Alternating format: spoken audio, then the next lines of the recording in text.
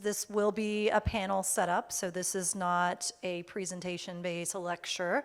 So there will be plenty of dialogue opportunities for all of us to be able to contribute. We will start by telling you who we are so that you can tailor some questions based on what you think we might be able to help with. And if you don't know if we have any expertise on, we will be honest and tell you what we know and what we don't know. But thank you for being here today. Again, this is a panel Q&A. So this will be based a lot, driven by what concerns and questions that you have. We will also pose some questions as well. So, but we will give a lot of opportunities for you all to ask and for us to be able to answer questions. Some of you I do see from a previous session from earlier today, that was the lecture over educational strategies. I'm happy to see some of you in there from that. There were some questions posed that we ran out of time for, so if you were in that session and want to bring up those or extend on what we were not able to cover, again, this is all at K-12 education, and this is our time to really get into that dialogue. So we're going to start just by giving you a background of who we are first, and then we'll just dive on in. All right, my name is Petelle. I am currently an elementary school principal for a K-5 building. I have about 30 years of experience in education. I started in the Catholic schools for teaching 4th and 5th grade, and then I moved into public school education as a reading specialist for approximately 21 years. And I also worked in the testing industry for education, so I helped create some of those standardized tests and things like that. My background encompasses as a reading specialist and instructional coach, really being part of the RTI and MTSS process, so that phase where students are receiving supports prior to receiving special education services. So I have a lot of experience in terms of what needs to be documented, what kinds of structures need to be put in place to be able to provide teams with the appropriate information to make an informed decision on next steps for a student. I also have a 19-year-old son who's been in special education since the age of 3. He is medically fragile and highly impacted with special needs and learning disabilities, and we have been through the process, so I've sat on both sides of the table too, as an advocate for him, but as an advocate for students as well. My name is Oren, and by profession, I have been in public education for a little over 18 years, and as a classroom teacher, and most recently as a district administrator for special education. So the bulk of what I bring in terms of professional knowledge will be centered around compliance, around special education, K-12, and a little bit tapping into preparation and accessing accommodations into institutions and college. But primarily my background is in K-12. And personally, my connection to the NODCC is my oldest son, who is 22. He has complete agenesis. We found out when he was 12, and he has gone through the school system. He did not receive services until about upper elementary, so I don't have the early childhood experience with him. However, I was double blessed to have another child who does not have a disorder of the corpus callosum, but has been diagnosed with autism and epilepsy, and did receive those early childhood interventions starting at age 2. So between the two of them, I have gone through all of the services as a parent, and am now navigating adulthood with my oldest son with DCC. And I'm John Felageller, and currently I'm the Ministry Relations Manager at Johnny and Friends. Johnny and Friends is a global Christian disability ministry. We support families and churches all over the world. I work out of our local Chicago area office, which is in Oak Brook, about a half an hour from here. And so I've been with them for a couple of years, but prior to that, I actually was an educator for almost 20 years, working in both public and private schools as a teacher, mentoring teachers, also director of a private school at one time. So I've worn many hats and been in many roles. My own son, who is 16 and autistic, nonverbal, not with corpus callosum, but he has also been through the public and private school settings here in the Chicago area, so I do also know it from the standpoint of being an educator and a parent. And I've also worked with a variety of other disability organizations locally and nationally as a writer, speaker, et cetera. So I like to say, like my colleagues here, that I do see it from a few different perspectives, and so I think it'll bring a very well-rounded approach to our discussion today. All right, so just that's a little background on us so that you can know that we're coming from different experiences, but in the common thread that we have is we wear those two hats as parents and professionals. So we hope to bring today just to be able to brainstorm and problem solve and give you some advice that we've experienced, or if we don't have the answers, that we can hopefully come up with places and options for you to consider where to seek out those answers. So as I mentioned at the beginning, this is driven by your questions. So rather than show you a presentation and only have 15 minutes left for Q&A, this whole thing is Q&A. So we do have some leading questions for you if we need, but before we get to that, I want to just see if anybody just wants to go ahead and jump in and with a question, and we will get started right away. So here we go. For doing this panel. My name is Chris. I'm from New York. My daughter is 5.5, Brooklyn. Her name is Brooklyn, and she has complete agenesis of the corpus callosum. Just wanted to share a little bit of what we're doing now, and I feel like sometimes I have to check myself, and my wife and I have to check ourselves, that we're not doing too much, like as far as too much going on. So right now she just finished kindergarten. We decided, because she's like a mid-November birthday, December 1st the cutoff, she's going to repeat kindergarten next year, just to like fully master it. And she's doing really well with that notion. She's saying that she's going to be Miss Brooklyn next year. She's going to be teaching everyone else what she knows. So she's excited about that. She does weekly gymnastics, 1 hour, just like play-based. It's not competitive or anything like that. We are going to try to get her into the equine therapy because I think that'll be really helpful for her, and she just loves animals in general. And then, other than that, there's a bunch of other things that we want to do. I guess where my question comes at is to know, like, how did you ever struggle with doing too much and have to scale back in various ages? And if so, how did you make those hard decisions to choose which service or activity to do versus another? Still be a kid. Good question. So I think that's a challenge throughout the entire journey, because you need to honor your child in terms of what they can do, what they can tolerate. For myself and for my son, I found that he fatigued quite quickly. So while everybody else had their kids in multiple therapies a week, we could do one. And I always felt bad that maybe I wasn't meeting his needs, but I needed to do what was right for him, for his body too. From an educational perspective, our kids put a lot of effort into their school day. They work really hard to, whether it's sustaining attention, whether it's sustaining just the physical piece of sitting upright for periods of time, whether it's being involved and being able to be able to deal with all of the sensory piece. So you have to really look at what your child is telling you through their actions, through their emotions, because at some point, we always, as a teacher, I would say, they've worked so hard during the school day, give them a break at home, let them rest. So if they're open to those activities that you're doing and you're finding benefits and they're happy, that's good. But if you see fatigue, if you see frustration, then it's okay to pull back too, would be my suggestion. Yeah, I just want to add, and we'll pass it on and get all of our perspectives here. It will depend on the child, and it'll depend on the phase of life. I have two boys that had very different experiences at that age.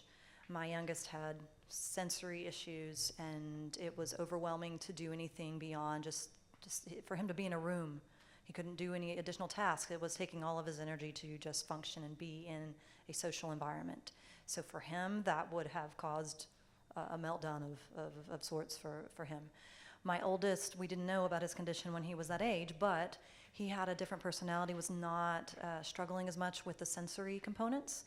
And at that age, I think that the tasks were less complex for him, so getting more involved at that age was a little bit easier for him. Once he got older and the demands became more complex and challenging, I had to make some adjustments and we had to make some choices, because then the cognitive load became such to where he could not do it all at that stage. And I just want to echo those things too. I know for my son, as I like to famously say, if it's out there, we tried it. So exactly like what you're saying. My son started equine therapy at like 2, which I didn't even think was possible, but he did. And he did it for years. And he did special needs karate, and he did special needs, swimming with a Special Olympics coach. He even did speech therapy in a pool with a swim therapist because water is such a big motivator for him to work, right? So if it's out there, we did it, as well as all the OT, PT, et cetera. But I think the overarching point here is this: these kids do work very hard during the school day. And so you want to be careful that even though they might not be getting all the hours of maybe a PT or an OT you want them to, and so you're going to try to fill those gaps in after school or on the weekend, you have to balance it out, as well as try to look for those activities that might be meaningful for you to do together. So for example, my son was very motivated by music, right? Especially percussion. So we got him drum lessons. Now, what's interesting is that, okay, he really didn't have the OT skills in the beginning to even hold the drumstick, so a lot of it was the hand drums, and eventually he developed that. But that was something I would do with him. We would go to the school, and then eventually that teacher would come to the house, and we would do stuff together. So try to find those things where, you can actually enjoy it with him. It's great to drop him off at something and wave and, hey, buddy, you're doing great. But if it's something you can actually do together, awesome. Because, and also, if it does have a therapeutic benefit to it, again, if there's something he will be getting or she will be getting out of it that will actually help develop further skills.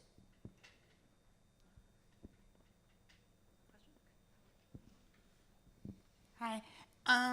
So my daughter, in addition to agenesis, also is visually impaired. She's completely blind. So in school, she has services for visually impaired. She has orientation of ability using cane lessons, in addition to PT, OT, speech, and all of that. I'm having trouble with balancing the need for having all those service hours and making sure that she's getting the things that she needs, and also having time in the classroom. She's going into 3rd grade next year, and I feel like as she's getting older, she's wanting to spend more time with her friends in the class and not with services, but she also needs those services. So how do you kind of balance that need for, she needs those services, but she also needs to be in the classroom because she needs that social aspect, she needs the content that they're learning, because she comes in, she missed, what they're talking about. So, how do you balance that, and how do you kind of prioritize what you need?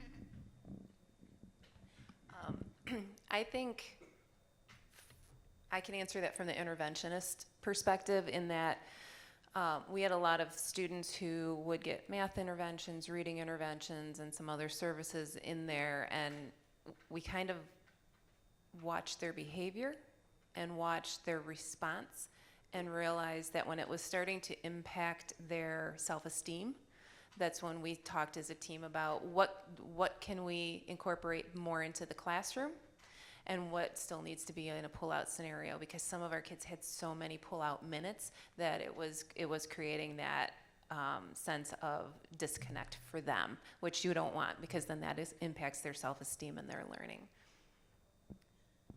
Yeah, my thought, you said 3rd grade is the grade. I mean, that's really where our socialization starts blooming, and it just continues. I do know I speak more from a secondary lens through my teaching experience, and I know they try, as students get older, to minimize the pull-out as much as possible, and try to do as much push-in services. But something that very specific and tailored, it has to be done in a more one-to-one kind of setting. But if that's impacting, that's where if your child has an IEP, which it sounds like, because there's a related services that you would get through that, that would be a really good discussion for that committee to weigh, the need for those services and the impact that, there is a part of that IEP that requires the committee to discuss the impact of services, the detrimental effects. It's a requirement. So making sure that those discussions are had, because you're always trying to balance the need for services as well as the effects that they will have, and sometimes it does impact socialization. Yeah, and just to piggyback a little bit on what Karen was mentioning, because having been in an elementary environment for years myself, I've seen exactly what she's described. And so it is a very delicate balance, because on the one hand, you want to make sure that they are getting the instruction they need in the way that they need it, but also that they actually feel like they're still part of the community, and that when they come in, it's like, where have you been? Or do you even belong in this classroom? You know, kind of a thing. So you want them to have that connection. But one thing that I would caution is this, and I saw this with my son as he progressed through the elementary grades, it's that a lot of the families really began to stress that their kids, also in the SPED program, made sure that they were spending a lot of time in the traditional mainstream environment for that social emotional community aspect. That's great, but you know, for myself and his mom, what we considered is, okay, but is my child learning anything? Now, I understand because of his cognitive challenges that, okay, we know that, you know, we're not expecting to push him or, you know, have some lofty goals or expectations, but at the same time, we know that if he's just in that environment and he's not getting the instruction he needs at the level he needs it, then there's not a lot of point to it either. So we want to value that community socialization aspect, but also make sure that, okay, is that really where they're at? And then what does that look like in terms of that balance? So really work with your team to kind of find that. And also I would say really lean into those classroom teachers from an observational standpoint. And what are they seeing behavior-wise? You know, is it affecting your child's behavior when they're in there more or less, or is it maybe affecting the behavior of other students, you know, who are seeing them come in and say, you know, maybe they want to talk to them more, or maybe it disrupts them on some level. So yeah, really lean into them and, you know, kind of get that feedback. To piggyback off of John too, I think when you talk with your team, asking them to think outside the box. Like, yes, I value these services. These are important for my child, and I agree with that because they're looking at it from the legal perspective that this is in her IEP and we need to address and provide for it, which absolutely. But how can we do it in a creative and maybe out of the box way that allows her to be more with her peers, yet still gives her those supports that she needs and the services she needs?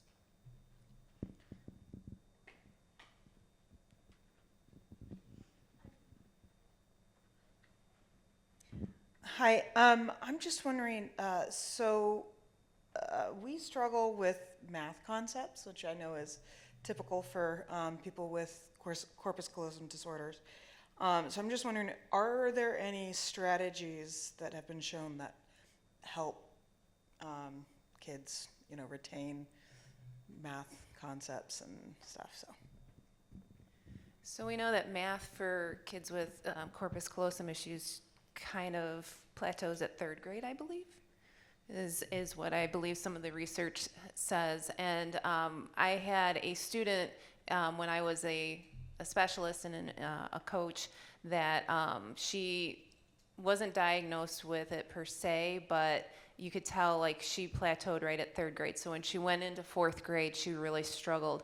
And some of the things that we put into place were knowing that we had to be very concrete, to have manipulatives, to make it visual so that she could make those associations, but also for her what was key was repetition. And just really going back and scaffolding that work and having the teacher scaffold it and bring it back forward into the learning throughout the entire year was essential for that child. So I think those are some of the helpful things. So my question would be, I guess I would break it down and to ask what part of the math, I mean, for instance, my son with the DCC, his memorization was great. I mean, he could memorize facts, he could memorize a lot of things. That was a strength of his, and we were able to identify those strengths and weaknesses through a neuropsych evaluation.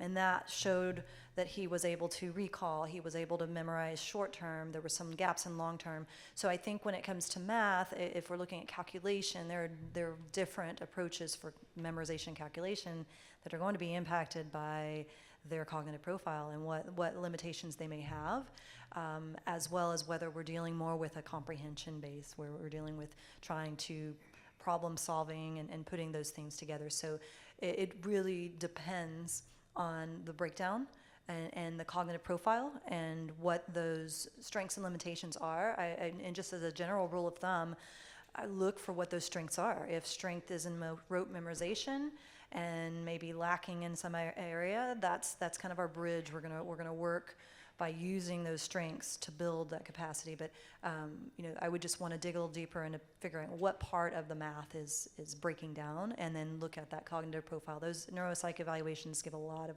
good feedback and help us design a program that is building on strengths and making accommodations for some areas that there may be some weaknesses that we cannot fix necessarily, but we can provide the tools and accommodations to help them navigate around. So I'll provide you with a little bit of a math hack. And now I'm speaking as someone who, growing up as a child, had a tremendous math phobia. And had a math phobia until I actually became a teacher and learned how to teach math, right? But when I mentioned that I was a private school teacher, specifically I worked in the Montessori world. Now, some people are familiar with that, some hear that, and they don't really know what that name means. So Montessori is actually a philosophy of teaching. It goes back over 100 years to Maria Montessori from Italy, who created it. And what's interesting is that the method was actually originally created to work with kids with cognitive and physical disabilities, all right? And so the model is still pretty much the same today if you go to a Montessori school. But what's nice about it is that when I worked in the primary preschool environments or in the elementary environments, the way that they teach math is so wonderful because it's all hand-on materials, it's all manipulatives. Now, that's pretty common today in most traditional classrooms. You're going to see that in one form or another. But I think that the Montessori materials are actually way more advanced in terms of how specific they are in terms of teaching a particular operation or an approach to learning, whether it's a number sense or, doing operations and that type of thing. And again, it's pretty fascinating how detailed it gets. So one thing that I would encourage you to do is check out, you can easily buy Montessori materials online. There are, obviously now today, there are a ton of instructional videos on YouTube, so you don't need to be a teacher or a scholar or anything. You can learn how to functionally use the materials, and then it's something that you can get at home, and then see what kind of works, kind of a thing. Because again, we know that for any child, math needs to be taught conceptually, especially in the early years, to the point where, you want them to understand what numbers really mean. And just a small example, we would never teach someone that the number 1 written on a board is 1. We would tell them that means 1 or that says 1. But this cube or this block I have, this is 1. This is 1, but that says 1. There's a difference. And I know for myself, when I learned math 400 years ago, when I was taught how to just rotely write things down on a board and memorize them, it made no sense to me. I didn't know what I was doing. But with that added piece, and again, learning the concrete aspect first and then translating it, that makes a big difference for any child, quite honestly, but especially, our kids, again, who are going to struggle with it on a cognitive level.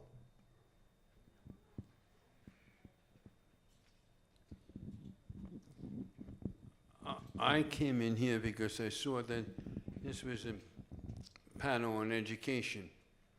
I spent 16 years as a special education teacher in mostly high school.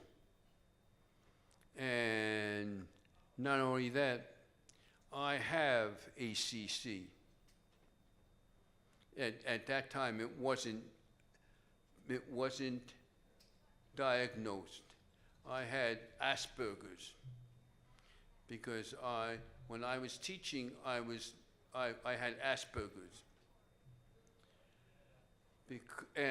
but no one knew it. No one knew it. So therefore, my suggestion to teachers, to parents, is if you are in a special education situation, you need to be forthright with the school district, the principal, and the school. And you have to, because you all have IEP meetings, which is what rules the students' learning in that particular school for that particular year.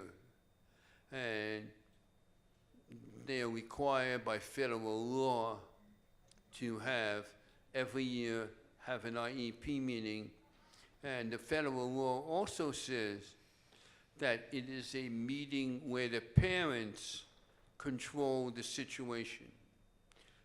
Don't let the school district tell you once you tell the school district, my child is this, that, and this, don't let the school say, well, we can't handle that, because it is the federal law that they must. It is the state law that they must. And you need to be firm but fair, but you need to be firm with the school district that my child needs X amount of reading, math, social studies, whatever. He needs PT, OT. He can only eat certain things. And depending upon the disability of the child, there may be certain criteria for him to go to school, for they to go to school, where he needs an hour of this or an hour of that. You need to mandate that. It's a good point. I do want to open up that discussion just about collaboration with the school and the importance of advocating for your child. So I also want to say that for those youngsters, you can be a teacher. Now, in fact, nowadays, it's a lot easier to say that I have this, that, and the other thing and get hired. When I was growing up and when I wanted to be a teacher, that was not something you said, because you would never get hired if you said you had ACC, or you, like in my case, if I said I had Asperger's. Well, that makes me think about just in general ACC in the school setting. That your average teacher is not going to know what a DCC is, and it is our role as parents, obviously, to help educate. But there is not a DCC label. There are other labels that you have to choose, but that doesn't mean that you can't advocate and educate everyone around about what that is. And so I want to take a moment just to talk about that kind of collaboration that's really important.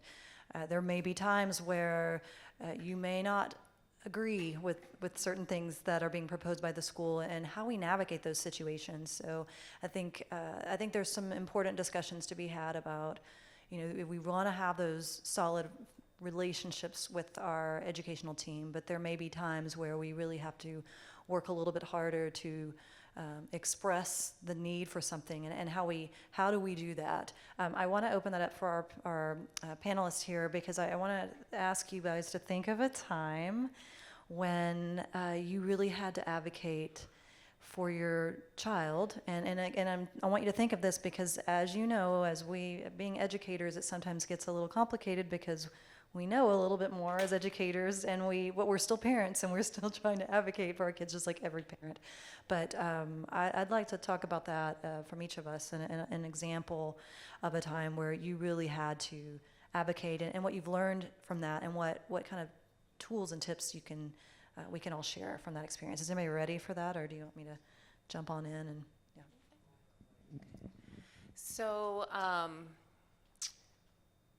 what comes to mind when you say that is we had just finished 6th grade and realized that with my son, he has the agenesis, he has a chromosome disorder, so he has some really severe learning disabilities, and he's functioning at about a 1st grade level now. So back in 6th grade, probably kindergarten level. So difficult on multiple levels, socially, emotionally, whatever. But we realized that at the end of his 6th grade year, we were not going to be pushing into classrooms in middle school. We were not going to be even doing specials in middle school. It was just too hard. And the trajectory of his IEP, we sat down and had a really strong heart-to-heart talk with the IEP team. They were very passionate about wanting to get him to try and do things, from zippering his clothes to being able to use the bathroom by himself to being part of music and art class, and it was just too much, let alone the math and the reading that wasn't growing either. And so as we sat down with them, I came in and I said, this is who my son is. And I had written something up about his joys, his passions, the things that I know he can do, the things that we've worked for how many years to do, like writing his name, like zippering his coat, taking his shirt off by himself, things that in sixth grade he still couldn't do. So why are we putting our time and effort into that when we know he's not going to do them? What can we enhance that he's showing signs of being able to do? And at that moment, being very real with the IEP team, sharing really who my son Liam is, was a moment that they paused and they said, you're right. Like, what is he benefiting? Is he happy? Is he stressed when he comes to school? How is he when he gets home?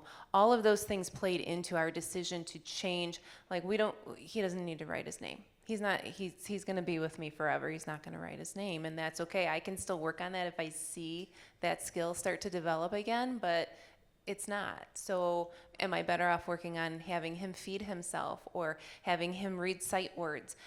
Where is his joy going to come in at this point? And we shifted because he's medically fragile. We shifted from we're shooting to get him into college to no, we're shooting to have him have a good quality of life. And as parents, we were okay with that. IEP team, we need you to be okay with that. And from that point forward, with that in mind, we created a plan for him that he flourished. He flourished socially. He flourished with his strength is reading, not math. And those are the things that he was able to expound on and to be able to have some leverage in society to be able to utilize. And I feel like we made the decision with what we knew best about him, and we're very comfortable with where it's taken us. It reminds me, I have a similar example, a little bit older time, and I talked about this earlier in my session. Jordan was always, I like to call him a tweener. He was in between everything, too high, too low. Just struggled to keep the pace, but was not far enough behind to really need things to be so severely modified. And we were keeping up. We were keeping up by doing the extra repetitions, staying up late, and he would take the standardized test at the end of the year and wouldn't pass. He would retake it and wouldn't pass again, and then we would finally go to the ARD committee or the IEP committee, and we would decide we're just going to go ahead and advance. So it was like the cat that is hanging on to the window screen, and the window screen, it's just, you're holding on by a thread. And the moment of him kind of tipping back was in high school, freshman year. I was determined as a parent to just stay up as late as I could and do as much repetition as I could to help him, and it wasn't enough. It was high school biology, and I had hit a wall, or he had hit a wall, I should say, and he failed the class. Well, I had encouraged him to continue swimming. He was on a swim team, and what happened in UIL rules made him ineligible. And I had a thought. I'm an educator as well, and my thought was, I want to see were these accommodations being followed exactly. I mean, what happened? And I had this moment of I could go this direction or I could go this direction. And I had to ask myself as a parent in that moment, I can continue to fight this. I can continue to ask for your documentation to show me that you implemented his IEP with fidelity. And I probably would have succeeded in finding a hole somewhere, because I don't think that it's very challenging for teachers to implement as many IEP accommodations as they can with fidelity. I'm going to be honest with you. I'm an educator. It's hard, but we do our darndest. And I had to take a step back as a parent and think, he was already in high school. I took a path that was not what I had taken prior when he was a little younger, which was I'm going to have to we're going to have to pull back. We're going to have to go to a committee and have some harder conversations about adjusting his plan to where things might have to be modified. His graduation plan was going to have to be altered, and that was going to change his potential entrance into college, which was an option at the time. And I had the hardest time with that. So I think I was thankful that we were able to partner with our IEP team. I am not telling you that there are times where you need to not decide to fight something that you feel is important. That is not my message at all. But I am here to say there may be pick your battle moments like that at different phases. And I can give you a whole lot of other stories about earlier times where I definitely fought and proved and did what I needed to do to advocate. And then there were other times where my best battle was pulling back, learning how as a parent to pull back and allow him at that age to find his own footing. And I'll take this from just a slightly different perspective because, again, as I said, I have an experience both working in private and public schools, and also my son has the experience of being in both. And having also been someone who's born and raised here, I've taught in inner city schools. My son was raised in a relatively affluent northern suburb and went through the school system there, and a good experience for the most part. But one thing I want to also bring to the table, too, is that there's a little bit of a false narrative with some families, which is this. A lot of people tend to think that public schools, depending on where you live, and again, in Chicago, we have some good ones and a lot not as good ones, but a lot of parents or families believe that, well, public schools aren't good enough for my child, and I'd much rather send them to that nice, pretty private school down the street that's going to meet their needs better. Now, here's what I want to address. What you need to understand, especially as we're talking about IEPs and services here, is that private schools are essentially small businesses. They are in the business of education, but someone who has an education background decided, I don't want to be a teacher, I don't want to work in the schools anymore, I'm just going to make my own school. And that's fine. And many of them are great. But when you have a child with a disability, especially a severe one, you have to understand that unlike the public school where you're going to have an IEP and you're going to have an IEP team and they're going to try to meet those needs as best as they can. And believe me, folks, I have taught in inner city schools. You may have an IEP and that school just may still not be able to meet all of the needs on there. Technically, they're supposed to, but they're giving you what they can. And unfortunately, a lot of the families that I worked with didn't know the law enough and didn't know their rights enough to be able to press the school or press the district. But the fact is that a lot of parents say, well, you know what, let's just send them to the private school. It looks so much prettier. And that's fine. Let me tell you a story about what happened to my son. And this was when he was much younger. He was 4. We decided that, we didn't want to send him to the public school in the district where we lived at the time. So we found a wonderful, and it was Montessori. It was a wonderful Montessori school. I knew the director. I knew people that had worked there. Trust me, if you saw this place, you'd want to go to school there, and no matter what they had you doing. But it was just a little slice of heaven. And we signed him up, and it was great in the beginning. And he was, we held him back a little bit. So originally he was more in the toddler environment. Then they moved him up to the traditional preschool environment, which in Montessori it's mixed ages, so it's 3 to 6 year olds. And here was the problem. The teacher, although she knew Montessori, she didn't know special ed. She didn't know anything about autism. She didn't know anything about working with neurodiversity. And in order to help them, what we did is we got one of the therapists from his ABA clinic to come and be his one-on-one, his shadow. The problem with that, though, was that therapist was also very new, very green, didn't know anything about Montessori, didn't know anything about what was going on in the classroom. So 2 worlds were clashing. Where the rubber met the road was this. We found out from the therapist that during the recess time, not classroom time, not learning time, recess time, that the lead teacher was isolating my son away from the other kids because apparently that teacher didn't want those kids being around my son with his different behaviors and his different sensory needs and just the different way he was acting. And then, of course, mom and dad blew their tops, and we said, okay, well, now we're going to literally move to get to a better living situation where there's a better school district, and we're going to be much happier, and that turned out to be a good choice. But I bring that up again because, what you need to understand is this. Advocating for your child is so important, but don't make assumptions, right? Again, as we've been saying, that IEP is gold, right? that is something you want to hang on to. Whatever goes in there, that's what's supposed to be happening. And just because it says it in there doesn't mean the school's necessarily going to do it, right? And so you need to really make sure that communication is open, that you're understanding what's going on, but also don't make assumptions to say, well, and again, even with public schools, and there's a lot of great districts, in this area too, but don't assume, well, it's this town, it's this district, it's this school, it's going to be fine. You don't know that, right? Or sometimes it might be fine for another family or another kid, but maybe not yours.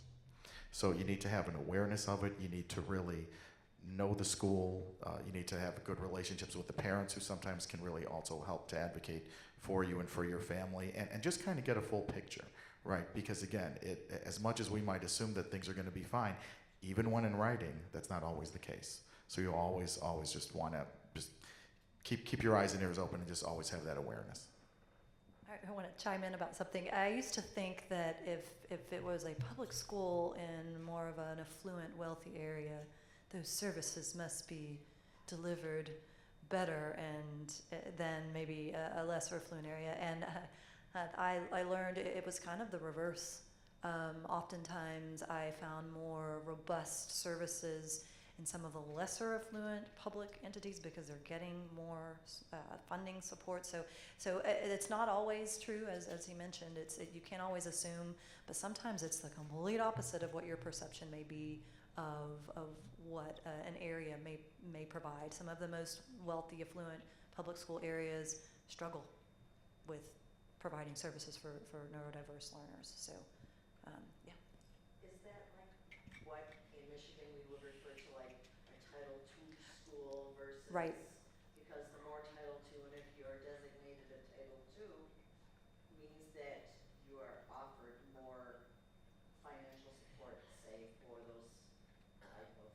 Yeah, I don't know if the terminology is consistent across the U.S. In Texas, it's Title I, and so there may be different terms for different states. But yes, there are some indicators that where some can get additional funding and different programs based on the demographics and the need of their area. So sometimes that can benefit because they have access to more programs and more services than others.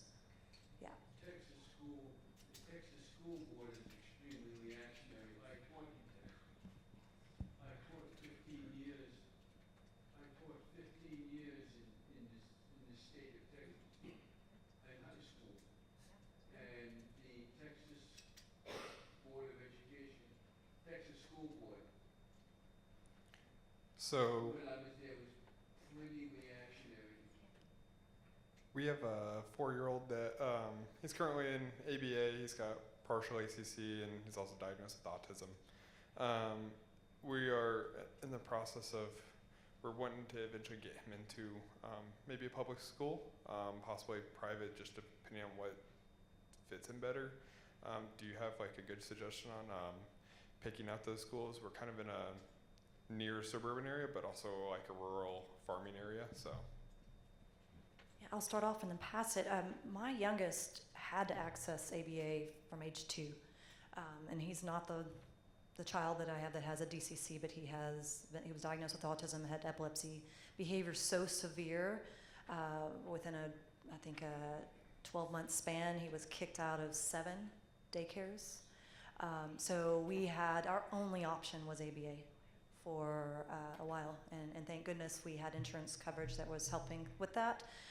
The challenge became bridging back into the public school. He learned some great skills, but that's a very controlled environment that is different, and my goal was to try and I'll see if the after-school program at the school would allow the ABA people to kind of bridge that gap, come over and kind of so that he could use those tools in the new setting. Generalize is the term that they use. That got a little bit tricky, and I think in hindsight I would have probably, if I had known then what I know now, I might have handled it a little bit differently. But the public schools are a little bit touchy about allowing outside entities to come in. And we had an agreement that it was only going to be allowed after school because the after school program was not part of the school day. And right before that happened, we got the phone call, we can't allow this outside entity in. So we were kind of stuck, like, uh-oh, we're gonna get kicked out again. How are we gonna bridge this gap from this program to help them be successful over here? So in a perfect world, I think that is the ideal, is if this environment is making him successful, we've got to at least, at minimum, get communication between whatever you choose, whether it's a public school setting or a private school, because we want to take the things that are working and try to figure out how to implement those in that other environment. But the problem is the environments are so drastically different that it's going to take some adjustment to figure that out. So I don't necessarily have the golden how to find the school, but I think in the perfect scenario, as much collaboration as possible, visiting. I do have some educators who they knew a student was coming to them. They volunteered to go over to the center and observe and learn. So we do have school districts that will do that. It just gets really touchy about schools allowing outside entities to come in and do any kind of services in the school. But a lot of schools will send teachers over to observe, and they can get that observation and learn in that way. And that's probably your best bet. I agree with that. For where the district I was in and the district that I am in now, we send our kindergarten teachers to go see kids that are coming in with potential IEPs, or that there's concerns if whatever score they received on their preschool screening. We start those conversations, and we get involved with meeting with the parents and starting those communications so that we can make a transition and set up the best possible scenario for their child. I do agree, like to bring ABA into public education is for some reason a sticky wicket, that it's just kind of a crossing over of entities that at this time they still resist a little bit.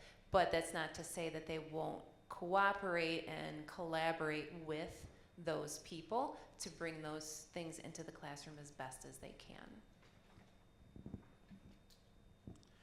And the one thing I'll add to that too, so, I did speak about some bad experiences with private schools, but I will say the last school that I taught at was a private school in an affluent part of downtown Chicago. And I was the default special ed teacher. And I had a child in my caseload that had a private ABA therapist that would come to the classroom maybe twice a week. And it was an agreement with the school and the parents, and everybody was happy, and it was great. And you know what? I learned stuff too.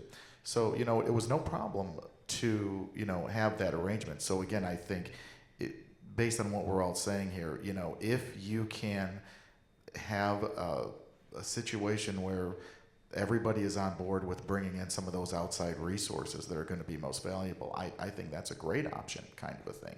Because what you want to be careful of is, you can have a public school option, but those choices might be very limited in terms of what they will actually support, and again, in terms of bringing in anybody from the outside. But if someone's willing to work with you in that sense, and again, that's something that you've communicated to all parties and everybody is on board with it, then yeah, that could be a great solution.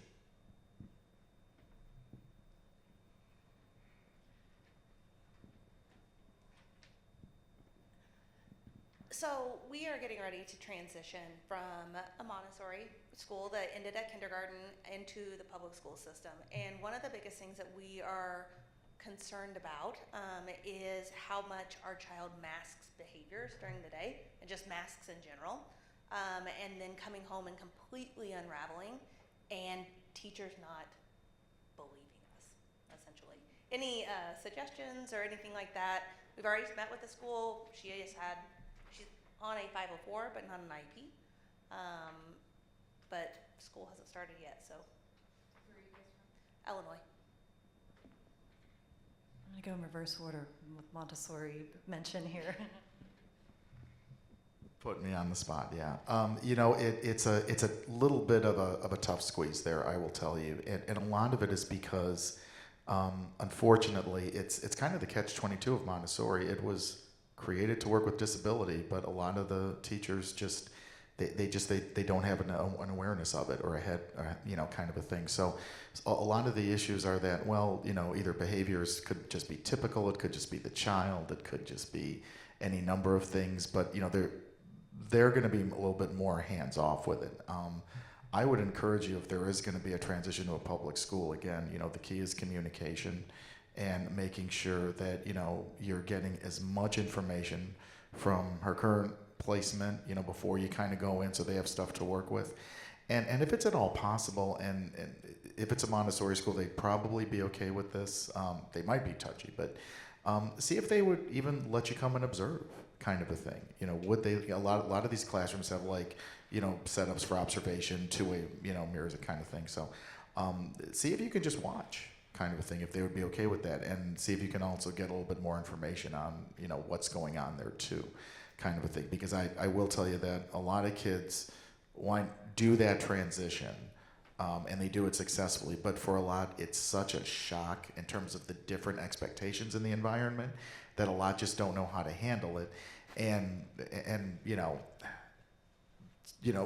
teachers in the Montessori world and teachers in the traditional world are going to interpret that much differently. And unfortunately, in Montessori, especially in the younger ages, they're going to be way more hands-off with it, as opposed to in a traditional environment where they're going to proactively look for some solutions to get them to be able to operate in an environment that's way more structured. So, but yeah, I would say see if you can actually just go in and observe, see if they'll let you do that, and then work with whatever other communications you're getting, and then see what you guys can kind of put together.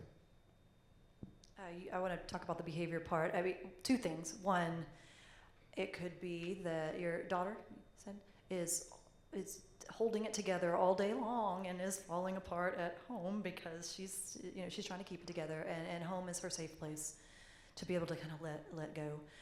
But if those challenging behaviors are really interfering with your ability to maintain routines and function at home, and you see the potential for this to impact her educationally, then my second piece of advice would be to encourage you to consider whether you might want to explore special education services.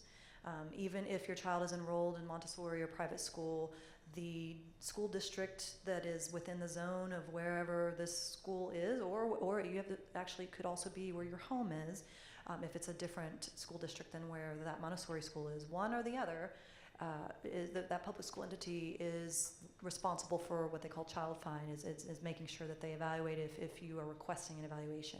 And I bring that up because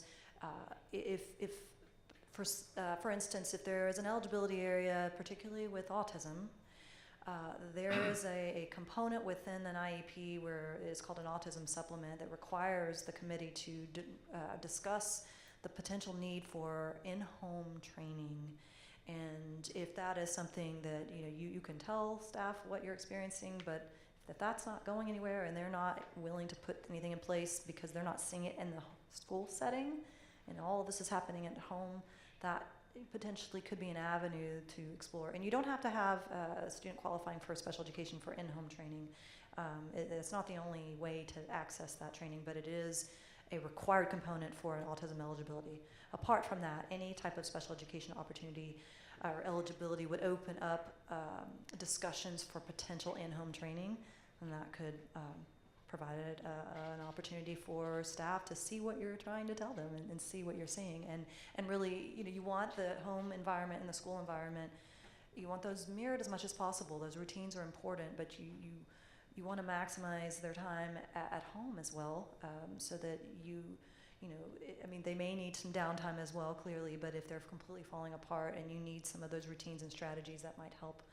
So considering that special education support might be something worthwhile. Did you say that she has autism? No, she's She has ACC, and that's the reason why she has the 504 plan. Yeah, so she is transitioning, I don't know her, but she's transitioning from Montessori to public. Okay. So, what was your reason for utilizing Montessori versus the traditional preschool? We just believe in it. Okay. My older son went through the same school. Thought it would be a good environment for her. Okay. Turned out. Do you feel that perhaps the looseness of the environment is leading to her masking the behaviors and then unleashing at home because she's trying to make sense of everything?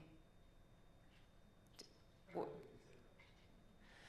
say we see more meltdowns in the summer when she's not in Montessori. So I think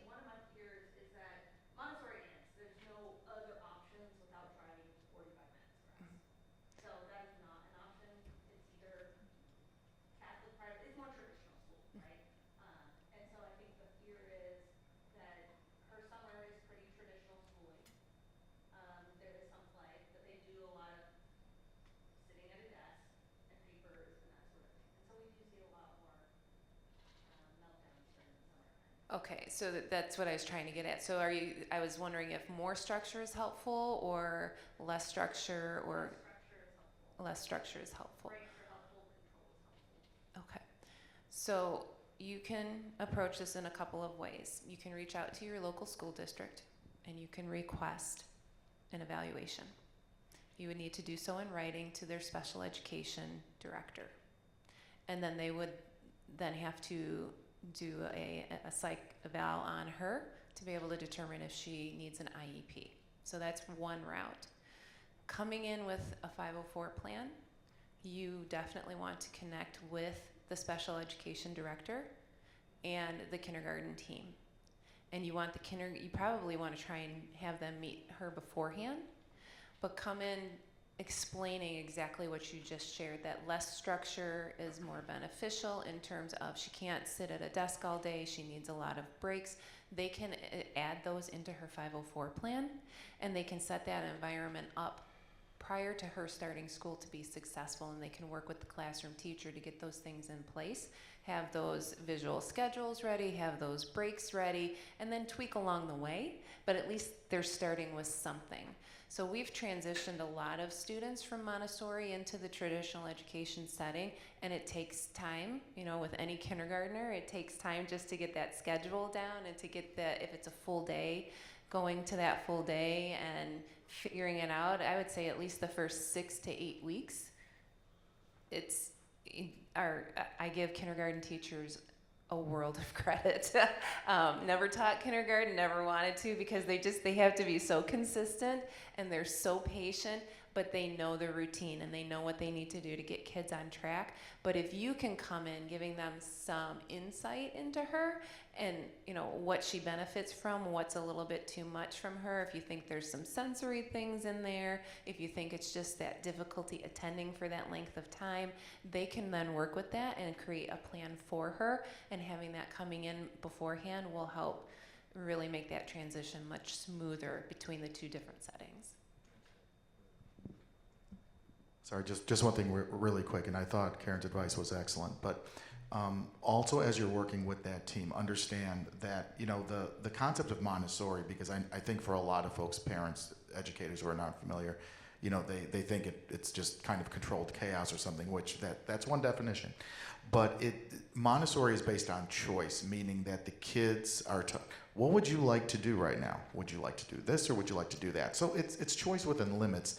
But that choice is the key. So as you are building that plan with the team, remember that it really probably needs to be presented to her as that, because that's what she'll be used to. It's not, just hang from the ceiling or whatever, but it's like, okay, we could do this or we could do that. What do you think? Great, okay, and then what's your choice after that? So that's just kind of the thinking, the language, you want to be thinking of using.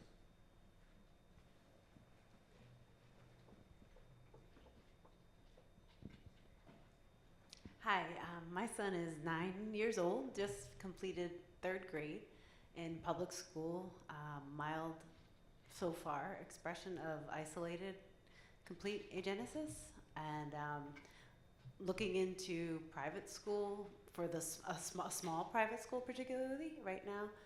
I just felt like he was getting lost at sea, even with the special ed support for reading that he was getting, and not getting the great vibe from the team at the school, essentially the public school, even though we're in a very good public school for a city, for Miami where we live. It sounds similar to Chicago, right? There's some good schools and some not so good schools, right? Anyhow, I guess my question is, with the IEP, how does that evolve once you move to a private track? How does that living document continue to be updated? Does it even, I'm not really sure what happens if I take that route, and of course I want to keep the IEP active to have the option to go back to public school if that's a choice, in the future that we decide on. Can I piggyback on that question? Yeah, Talk sure. about homeschooling as well? Yes, absolutely. Homeschooling. Absolutely. I'm going to speak. My previous position was as a district special ed administrator for Austin ISD, and some districts may handle it a little bit differently. But when a student exits a public school setting, we do ask parents where they're going, and we notate the file of private homeschool wherever they go.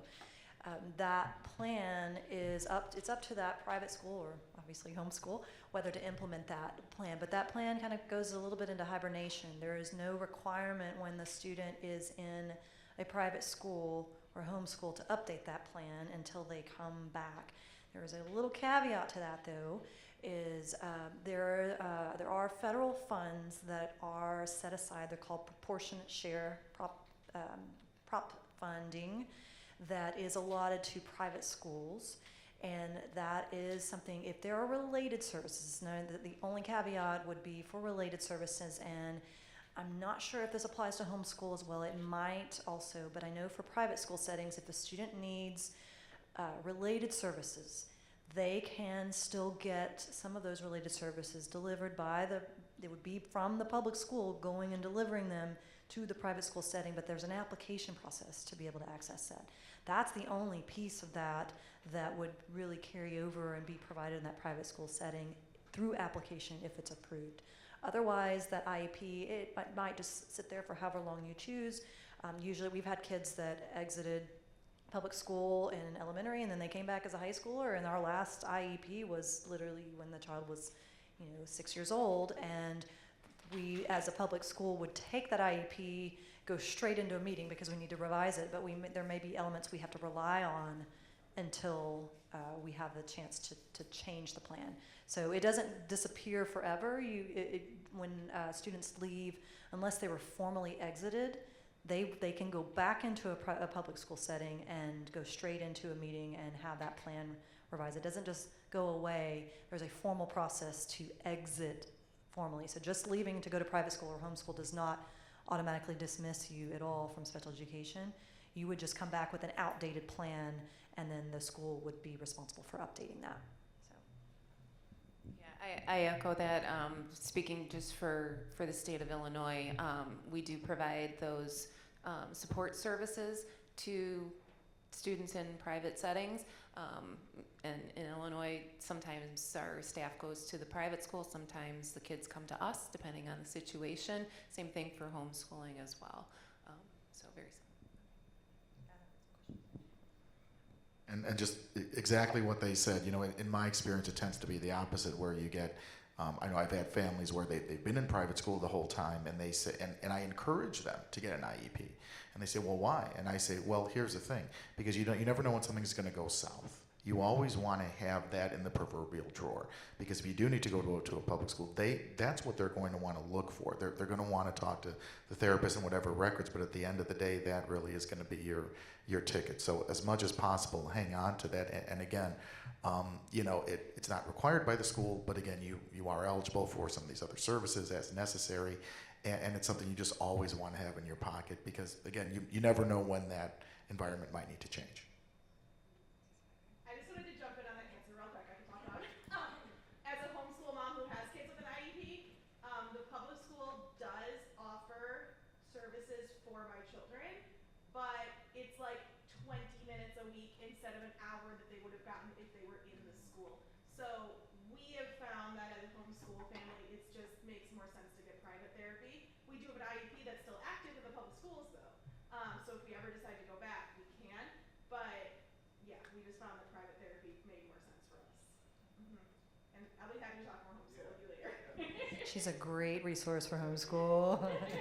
Was there another question in the back? I just had a comment on that topic too. I know it varies state by state, and we live in North Carolina, but as long as I keep the IEP active every 3 years, we actually are eligible for a state grant to pay for the private school education.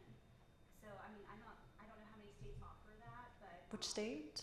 North Carolina. North Carolina. So just for everybody to hear, in case some did not hear, that keeping the IEP current allows access to a grant that pays for private school. That is definitely not in all states, I can tell you that. No, I know that. I'm just saying that you don't know what your state can offer unless Right. you're going to look into that. It's just it's called a disabilities grant for our state. But yeah, I'd be curious to see how many states offer something like that. And it's $9,000. I mean, it's a good chunk. And some districts will not update plans for unenrolled students. They can. There's nothing. Ours is like a visiting student. So our state Yeah.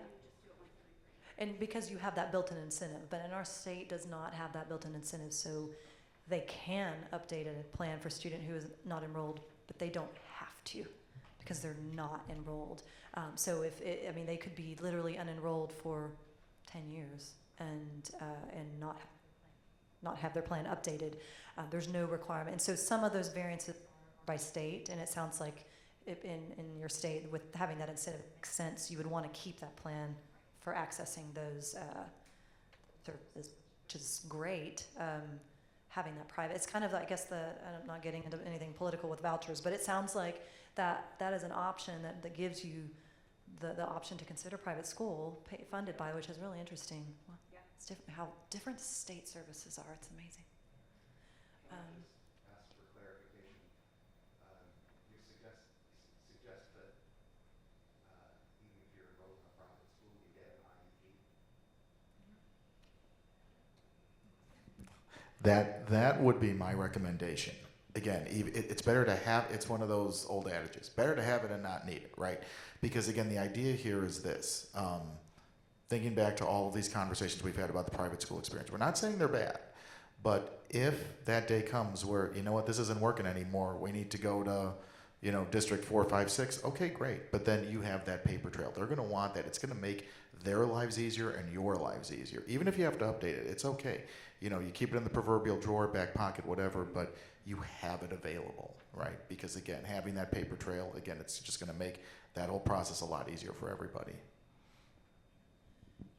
I want to point out though, if you are requesting an evaluation while you're in private school, there's the public school that is near either your home or the school is responsible, and they have to follow those timelines. They have to follow through with assessing and having a meeting to determine eligibility, and they may develop a plan, but they will not implement it unless that student is enrolled there, or unless you have proportionate share application that is going to provide those outside the private school setting. So I just want to clarify, you know, if you're still staying in the private school, they may do the evaluation and do the meeting to determine eligibility and develop a plan, but if you don't apply for proportionate share services while you're still staying in that private school setting, there will not be services provided, and in most states are not providing those services unless you have proportionate share that is being delivered.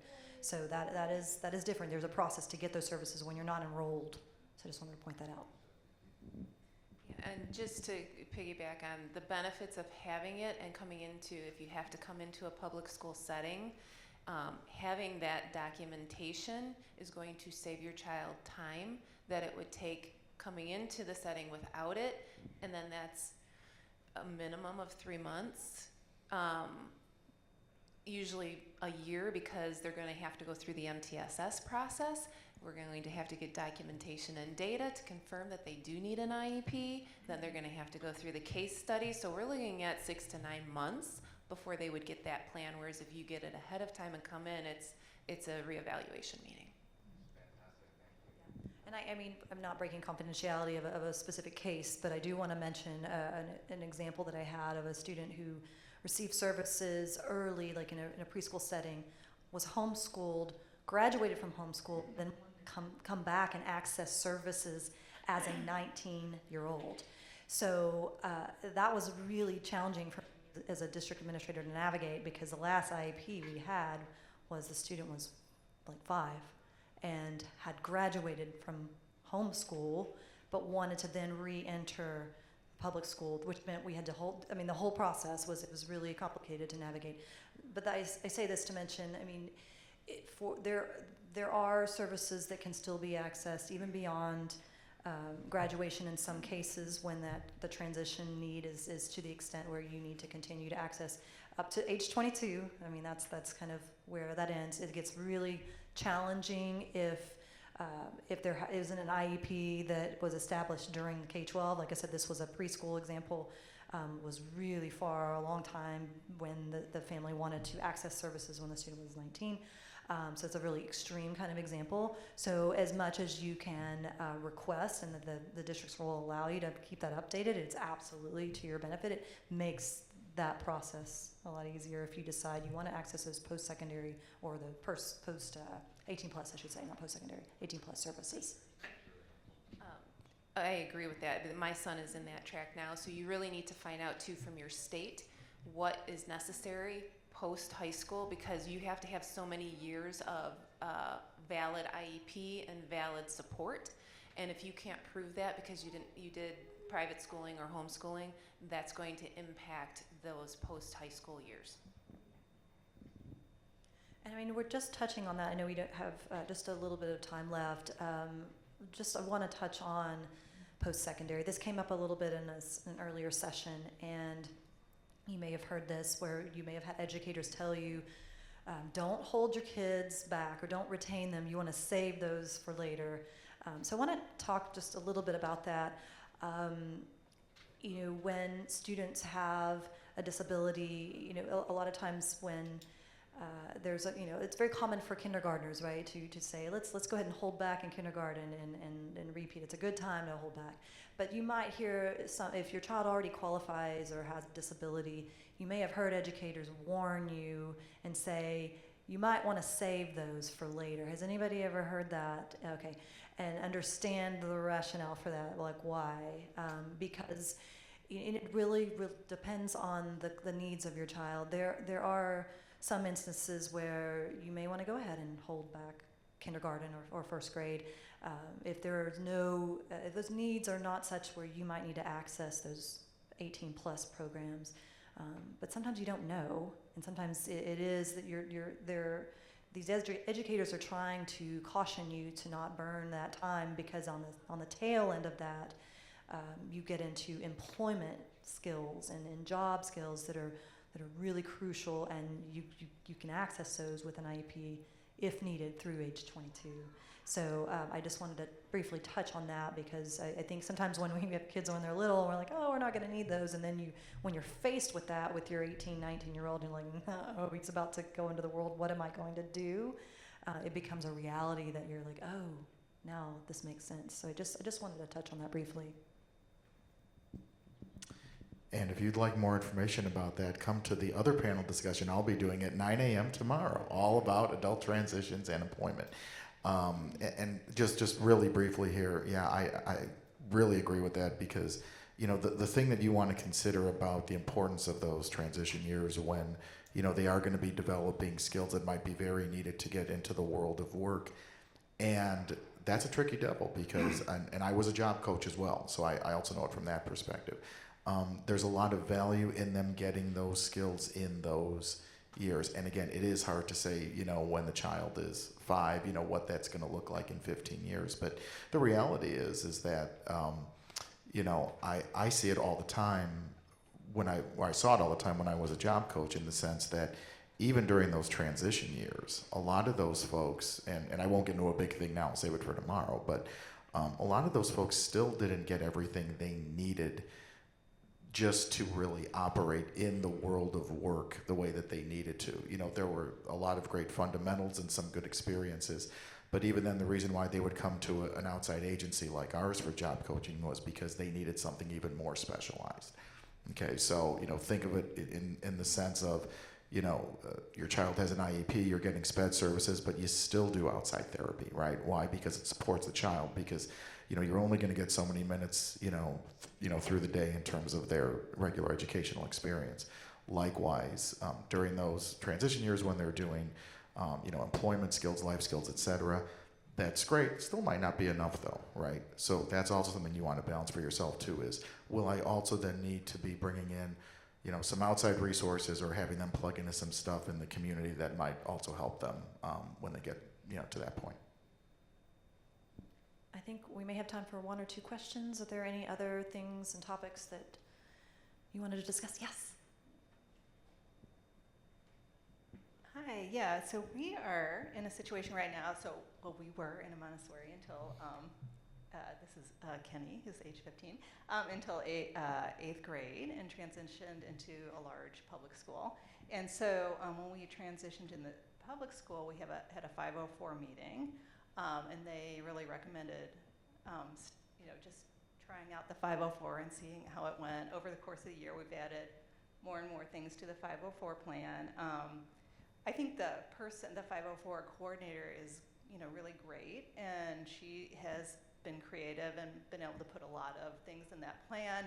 However, she's sort of discouraged us from applying for an IEP because just suggesting the criteria is not being able to succeed in the Regents level classes. It's in New York as opposed to the honors classes, and so with this diagnosis, like you can't qualify automatically. So we're sort of in a position where we think like more would be helpful, especially some of the coordination issues, and like Kenny's had to advocate for himself constantly with his teachers for the 504 plan, and then we've had to try to do quite a bit as well too. So we're just on that fence right now, saying, is it worth it to try to like go for the IEP when we've kind of been told we're probably not going to qualify, or should we just kind of stick it out and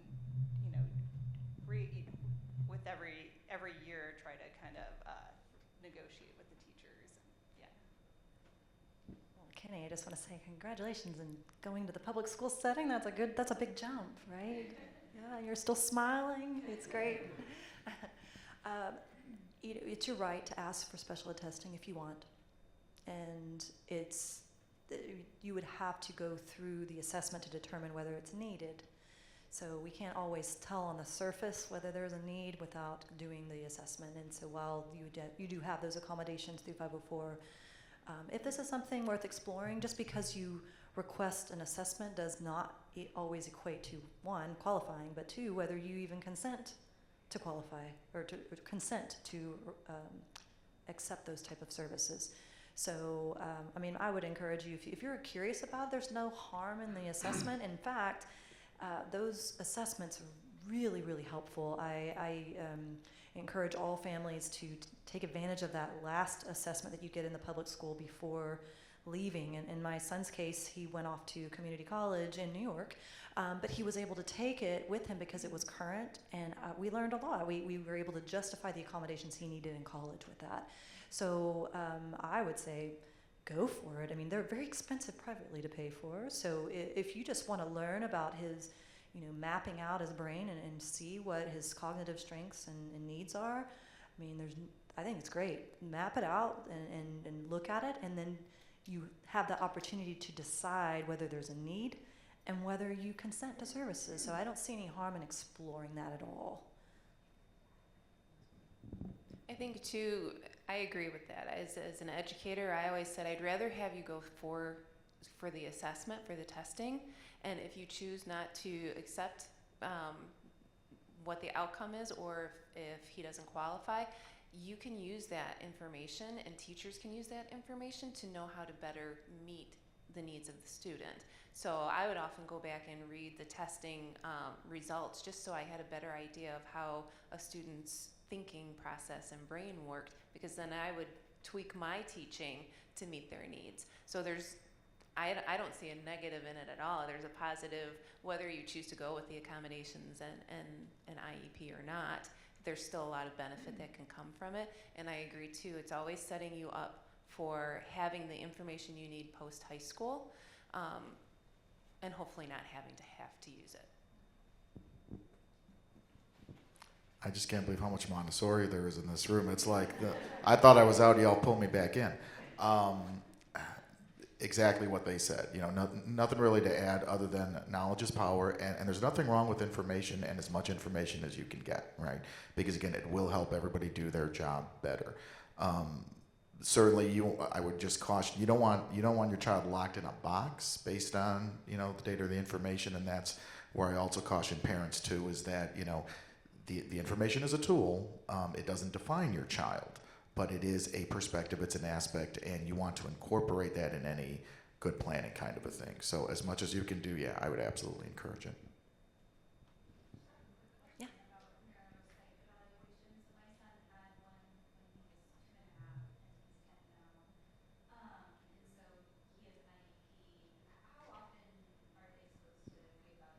They're supposed to offer every 3 years, and you can decline to have the test repeated if you don't want that, because it is a lot of assessment.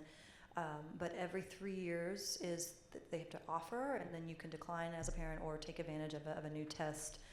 I've never turned down the test because I like to look and see whether there are changes or growth areas, because your school neurocognitive assessment is going to not only assess cognitive capacity and areas of need, if whether there's processing delays, those kind of things, but they also assess the academic side, which is math and reading fluency, really understanding if there's a learning disability, and looking at the numbers and where the student may be from kind of the norm.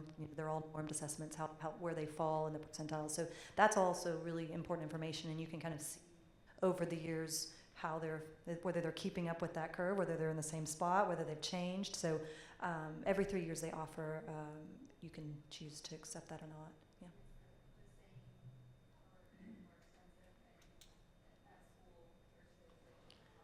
Right, so they do a little bit different measures. I liked to do both. I would pay for my own privately, this was just my choice, and then have the school, because they end up using different cognitive assessments, and because I'd held both my boys, both of them back, the school tended to use grade-based norms, not age-based. But when I took my children to the clinical setting, they would use age-based, and they were clearly a year older because I had held them back. So it was just an interesting set of data for me to see the grade-based and the age-based norms and compare them, and to see common trends. They also use different assessment measures than the school. The schools will usually use kind of the Wyatts, or there are different measures that they use that in the clinical setting uses different as well. So I liked doing both, but you're not required to do them both.